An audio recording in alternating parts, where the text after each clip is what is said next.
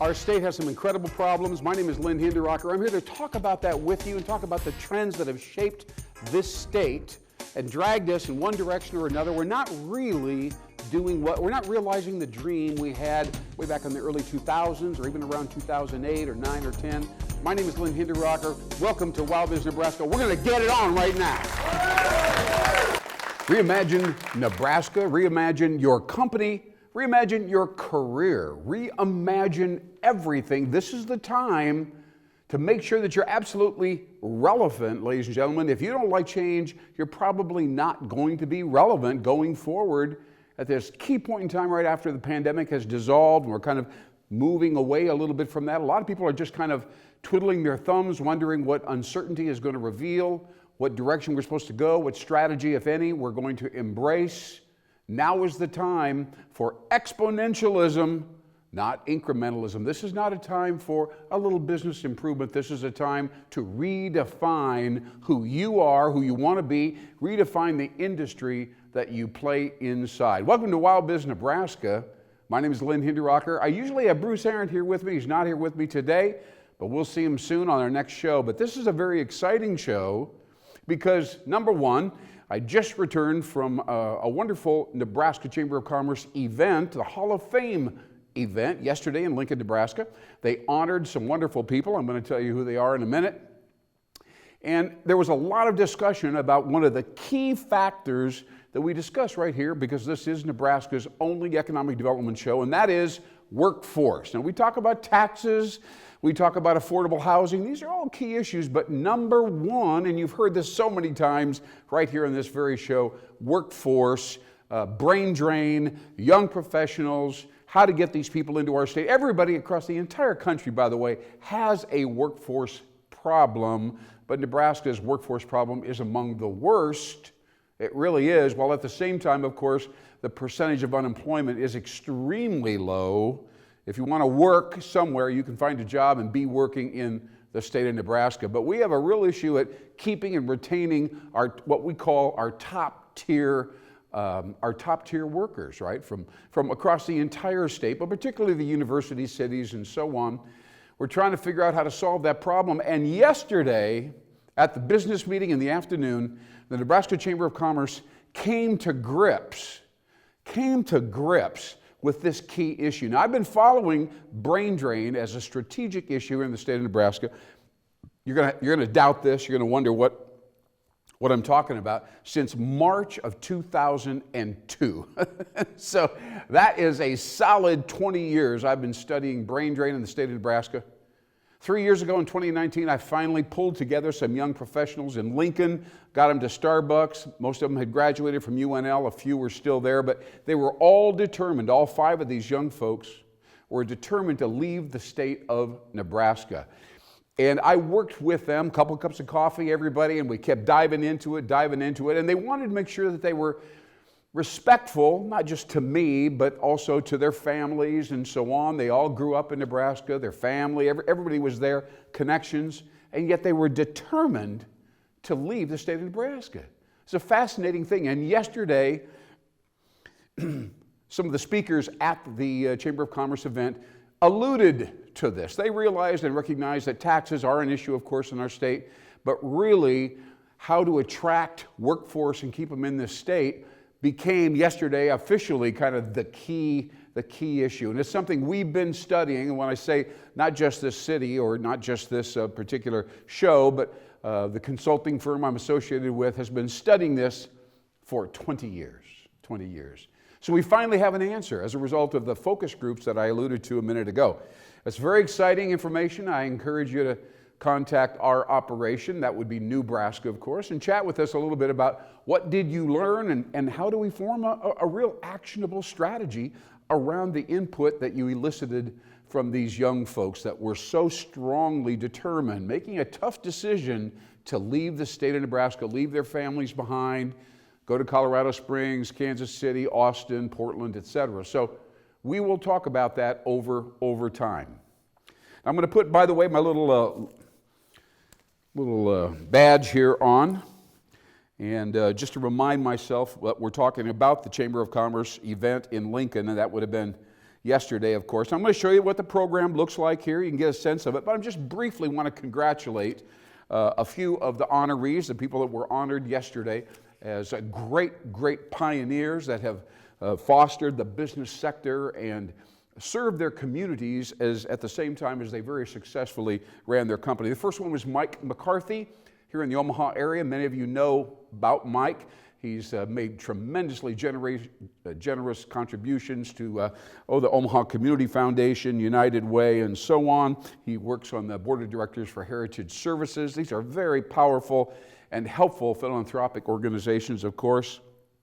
He started with a small construction firm and then kind of moved into real estate development and then is actually investing in some of the companies that he built or built up around him. So a really terrific contribution to our city and our state. We thank Mr. Mike McCarthy. Now, John Sampson, very interesting man. He's had his construction operation around now for 70 years. Let me say that, 70 years. Congratulations to Sampson Construction here in the state of Nebraska. His daughter kind of runs the company on a daily basis right now.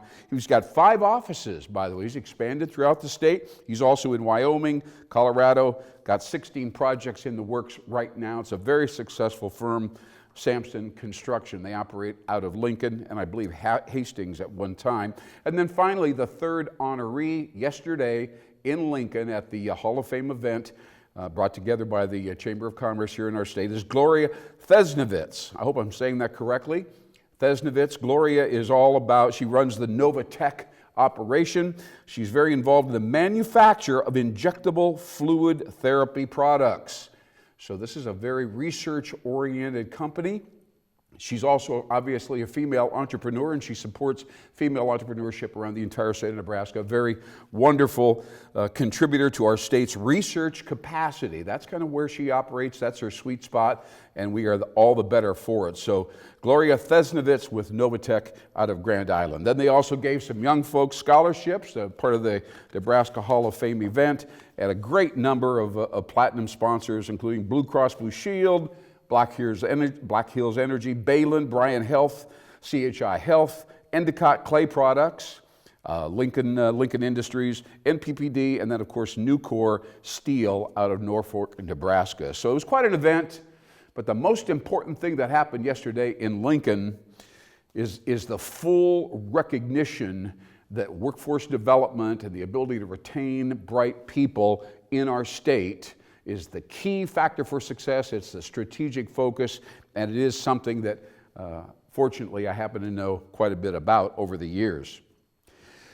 You know, I started out with kind of a strongly worded admonition or challenge to you, so to speak, about how it's so important to be comfortable with change, to make change happen. I want to share a little story with you that comes out of this general idea. The phrase creative destruction, very, very pertinent subject right now. That comment, or rather phrase, creative destruction, was developed by Joseph Schumpeter. He's an economist out of Austria many, many years ago. But his basic point is so relevant right now, which is when you get all these projects going, you have different departments and divisions, especially if you have a large company, of course. You need to get rid of anything that's not contributing at a certain level. If the profits just aren't there and it's not doing that much for your organization, you need to have the courage to dissolve that department or that product line, whatever it is. That's, quote, creative destruction, and reallocate those resources to something more relevant, more entrepreneurial, something that's a little more high growth potential, and experiment with that for a little bit and see if you can't make that into something that really can drive the company forward. So this notion of get rid of the past, drop the baggage, reallocate resources, go forward. And this is the other piece, really. This is a key overall strategy. I just want to share this today. It's a rock and roll period of time right now. And with all due respect to the companies that have been able to last, 30, 40, 50, 60 years and more, one of the things that seems to be, a tenet or a truism of this particular period that we're in right now is that we We want to make a high impact by doing something different, something unique, high value. We want to hit it. If it doesn't work, try something else. Hit it, make sure it's high impact, and then sell it or get out of it and move on, rather than trying to sustain and repeat the same operating routine, follow the same mantra, and so on. Now, I realize that's a little contradictory from, insofar as some of the companies that were honored yesterday in Lincoln. So I'm going to let you kind of scratch your head a little bit about that and think, gee, you know, is the notion, you've heard of this book before, is the notion built to last? Is the notion built to last really relevant? And is that the appropriate focus right now for most companies? Because what that implies is small incremental improvements to your model, trying to improve every day, so on and so forth. And it may not be enough to be really competitive in this incredible era, this age that we're in right now. So I'm going to throw that out to you, all right? In the face of sustainability and endurance and hanging in there and just keep doing it and doing it and doing it every single day, all of that, that's a good model, but it may not be the model for tomorrow. And this is something that, the company that we know about, Nebraska, and other companies will bring this up to you. We need to do more. We need to think large, and we need to change things, disrupt things. It's messy. It's a messy thing. And this is one of the things that companies that are established, they don't like. They don't want things to be messy and inefficient. And we've got this idea here, but then we got this over here, and then what about this? But this is how things are when we innovate, right? And innovation is the third most important thing that the state of Nebraska needs right now, is struggling with. Historically, we don't really invest much in business. We don't lend much to business, and we certainly don't lend much to startups and entrepreneurs and so on. That's just not how Nebraska rolls, or they have not up to this point. So we've got to think about changing that, changing what we're known for, and changing how we operate in that regard. On the back end of our show today, I'm going to talk a little bit about why would somebody, especially that's going, well, you know, Lynn might be right. This might be a good point. Maybe we should be a little more oriented towards change. Maybe we should be rethinking our business model. Maybe we should be doing some serious things.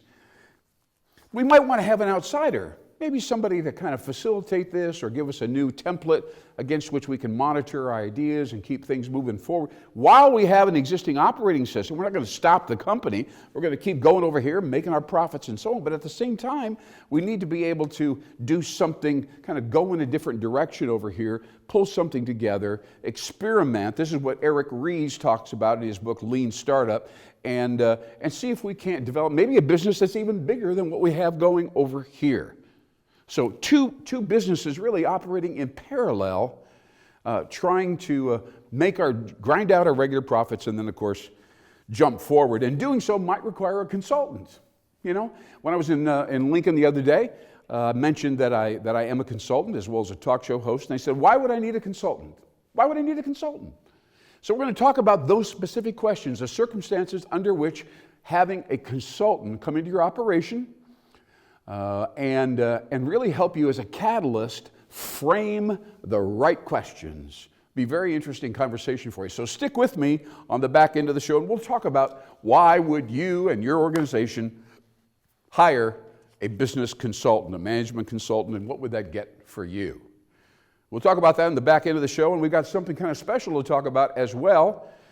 I'll get into that in a minute, but we're going to get into our promotional segment here. This show, WowBiz Nebraska, is brought to you by a company called Urban Natural America. Urban Natural America is just like it's spelled, URBANATURAL, urbannaturalamerika.com, of course, is their website. This is one of the most beautiful and intelligent websites you have ever seen. You want to go to Urban Natural America and see what Nebraska's cities, and I mean Fremont, could be Wayne, could be Fairbury, could certainly be Grand Island. What should they be looking like, huh? What is the vision? Now, when I talk to people like that, very often they say, you know, we just don't know. We take it one step at a time, and we end up with this kind of cobbled together mess. We don't trust ourselves to really create and redesign is the word, redesign our downtown or the entire city. So if you go to Urban Natural America, you're going to find a lot of examples of what your city should look like and could look like, especially if you're interested in attracting any one of 50 million, I'm going to say this big now, 50 million knowledge workers. Think about them. Most of them in their 20s and 30s, although not necessarily. 50 million knowledge workers are looking to find a home where they can work, they can live, they can afford to have a family and so on, but they really want to dive into your downtown. If you don't have it together, if you haven't created a beautiful mixed-use downtown with bars, restaurants, food, spas, places to hang out, relax, generate good vibes, you got to kick it up. Take a look at Urban Natural America. This is quite an organization. They work with architects, municipal planners, mayors, economic developers, chambers. Check out urbannaturalalamerica.com and look for this portion of the site that says the sweet spot. You're going to find some incredible insight, this scientific proof that if you emulate what you see on this website, you will attract talented knowledge workers, engineers, journalists, people who can solve problems and make it happen for you in your community for the next 25 years. All right. So there we go, urbannaturalalamerica.com. Linger. The longer you're there, the more you'll learn, the more you'll say, you should look like this. This is how we should be. Absolutely. Okay. So now that you understand what your community could possibly look like, you've got a template now. You know what the target audience, talking about 50 million knowledge workers, we call them urban natural people, but the bottom line is they're looking for what you see on urbannaturalalamerica.com. So thank you so much for their sponsorship from Urban Natural America. We'll go on today. I'm Lynn Hinderwalker with WowBiz Nebraska. Thanks for sticking with us. We have a lot to talk about today on the show. Watch the next week's show. By the way, Bruce Arendt will be back here with us, and we miss him. He's such a great, and I've got a new guest coming, by the way. I almost forgot. The next show of WowBiz Nebraska is going to feature as our primary guest, Mr. Jim Beatty. Now, Jim Beatty is somebody who's been on the show way early back as we got this particular show, WowBiz Nebraska, started. He has a tremendous background in economic development, site selection. He's been doing that for many years. He's known in this community for that, but Jim is also a golf aficionado. He writes about golf. He's associated with a black golf magazine, right, African American golf magazine. He covers all these events all over the country, featuring outstanding, of course, black golfers. And he himself is a formidable golfer. But most importantly is this. This man has learned or figured out how he can conduct his primary vocation, as I said before, economic development, but he has also given life to a new form, shall we say, to his hobby, which of course is golf in the black community. He's started a golf expo. He did it once in Atlanta, was quite successful. And so he's pulled together a big trade show with a lot of activities and sports and trade shows, all kinds of exhibits and speakers, and of course a lot of golfing. The word has gotten out that Jim Beatty is succeeding with this, so all these cities around the country, Charleston, North Carolina, by the way, foremost among them, have come to Jim Beatty right here in Omaha, Nebraska, and said, bring your event to us next year, right? So Jim, fascinating situation in his life now and in this chapter of his career, he's traveling all over the country talking to economic development people, mayors and so on, who want him to bring this incredible, beautiful golfing event to their fair city. So we'll talk to him about how to manage that and the things he's seen, the people he's talking to, how he works with his economic development career at the same time that he's organizing. This is one man now. We're talking about one organizing a vast and huge event for African-American golfers around the country now. Jim Beatty, don't miss him. He'll be on the next show. Man, doing a great job. His favorite line, I said, what are you doing right now, Jim? What's the whole thing? Boil it all down. He says, I'm swinging for the fences. I'm swinging for the fences. I love it. I love the phrase. It's so true. It's an entrepreneurial thing to hear and to say. We're going to write a story about Jim Beatty called Swing for the Fences, and it's going to be on Nebraska.com. It'll be in the magazine New Momentum. It'll be a featured story on New Momentum. On the cover, Jim Beatty. All right. Now listen to me. One of the most incredible periods in my life was when I was in Los Angeles. I was working with a very large ad agency, working on the Taco Bell account. Some of you know that. And while I was there, there were other, of course, very prominent ad agencies. One of them featured a creative director, Clow. Lee was a Hall of Fame creative director for an ad agency in LA, and they handled all of Apple's business. He worked directly with Steve Jobs, the late Steve Jobs. And one time I went to a restaurant down by the ocean there, Pacific Ocean, right on the coast, and there was Clow sitting outside and having a nice little meal all by himself. And I said, man, there he is, Clow, one of the most brilliant advertising people ever in the industry, having a salad right there. But what's interesting about what I'm going to show you right now, they have a full-page article about Lee and about his ability to attract really talented people who enjoy working with him in the creative development department of this agency.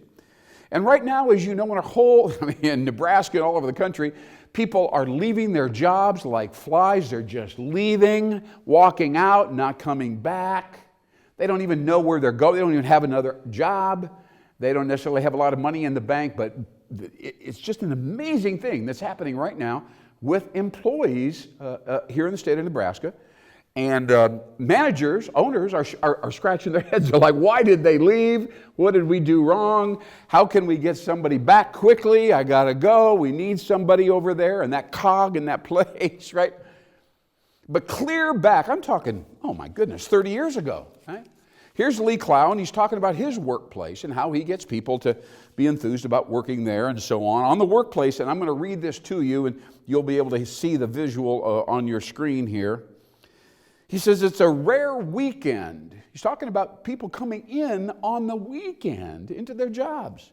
It's a rare weekend in this agency when you won't find people to work. Sometimes I'm asked what I say to people to get them to work on Saturday and Sunday. We don't say anything, but our creative people know what we expect from them. They know they'll have a chance in this big sandbox. He's talking now about Los Angeles and his particular firm, which had grown to be very, very large. He says, it's designed to be, and please, if there's anything you're going to remember in this entire show, please remember this. This is Clow speaking now in LA.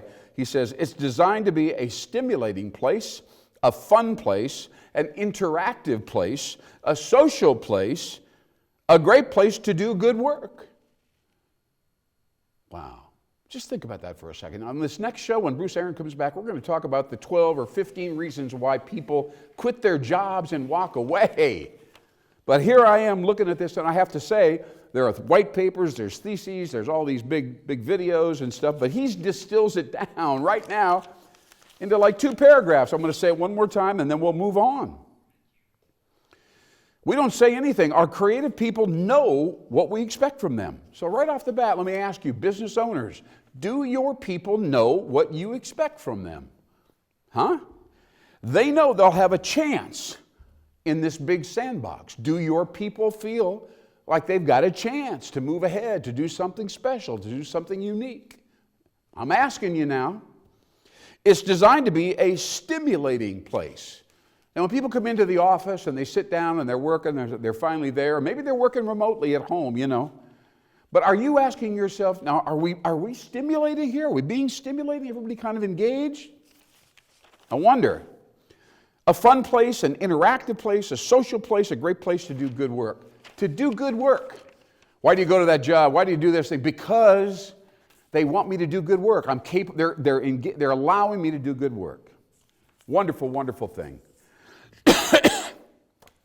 A wonderful thing and a wonderful reason why to hang in there with our show, WowBiz Nebraska, and pay attention to what we're saying. Now, when I went to Lincoln yesterday, people say, what do you do? I say, well, I'm a consultant.